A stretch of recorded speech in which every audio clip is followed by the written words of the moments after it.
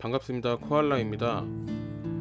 지난 영상에서 우주의 시작인 빅뱅에 대해서 이야기를 해봤는데, 빅뱅에 대해서 그 정도만 이야기하기에는 좀 아쉬운 부분이 있어가지고 빅뱅 이후에 일어난 사건들에 대해서 이야기를 간단하게 해보려고 합니다.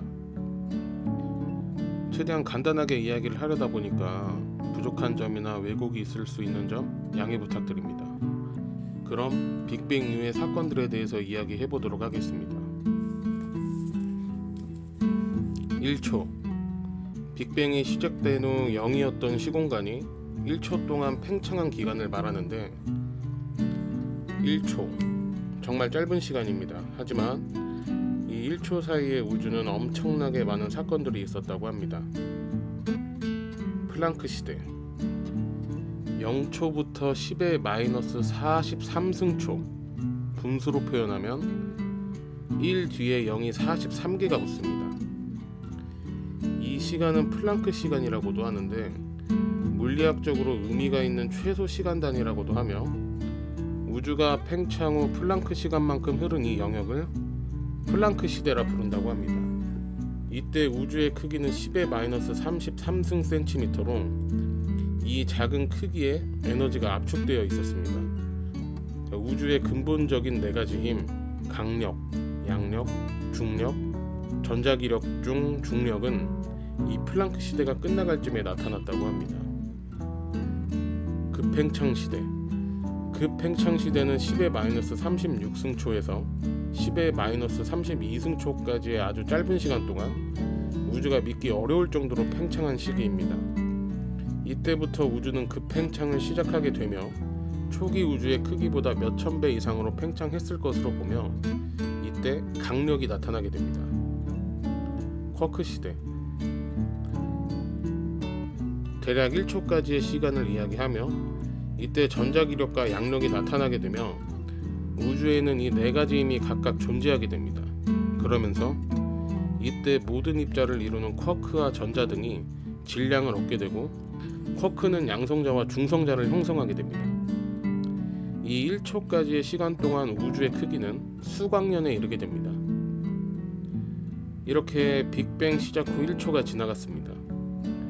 이후 우주는 대략 3분 동안 팽창을 지속하는 과정에서 폭발과 해갑성이 진행되며, 초기 100억도였던 우주의 온도는 대략 1억도 정도로 낮아지게 됩니다. 온도가 1억도 정도로 낮아지게 되면서 양성자와 중성자에 의한 수소 핵융합 반응이 일어나고, 수소와 헬륨이 우주 전체에 대량으로 생산되며 수소와 헬륨의 원자가 우리 우주에서 가장 많아지게 됩니다. 하지만 이때 모든 원자핵은 전자와 결합하지 못한 상태여가지고 원자핵과 결합되지 않은 자유전자에 의한 산란 때문에 빛은 거의 움직이지 못하는 상황이었습니다. 38만 년. 우주 팽창은 지속되어 우주의 온도는 대략 3000도까지 내려가게 되고, 결합하지 못했던 원자핵과 전자가 결합하며 수소, 헬륨, 리튬 등의 중성원소를 만들어내기 시작합니다. 이 이후로 자유전자가 사라지게 되자 드디어 광자, 즉 빛이 우주 공간을 자유롭게 날아다니게 됩니다. 4억 년. 우주 팽창 후 4억 년. 이 시기까지는 별, 즉 항성이 만들어지지 않았기 때문에 빛을 내는 천체는 없었고 우주는 매우 어두운 상태였습니다. 이후 암흑물질의 중력으로 물질들이 모이고 뭉쳐서 초기 은하를 형성하게 되며, 이 과정에서 항성이 태어나게 됩니다. 이렇게 만들어진 항성 중 태양보다 질량이 큰 항성들은 자체 핵융합을 일으켜 무거운 원소들을 생성하게 되는데요. 태양보다 수백 수천 배 거대한 항성들은 수백만 년 정도의 짧은 수명을 다하며 초신성 폭발을 일으켰고, 자체 생산한 무거운 원소들로 우주에 뿌리게 됩니다. 참고로 우리 태양에서는 수소와 헬륨밖에 생성되지 않습니다. 이 무거운 원소들은 우주를 떠돌다 어떤 것들은 지구가 되고 어떤 것들은 생명체가 되기도 합니다. 지금 우리 몸을 이루고 있는 대부분의 원자들은 아주 먼 우주의 거대한 항성의 폭발로 만들어진 것들입니다. 138억 년.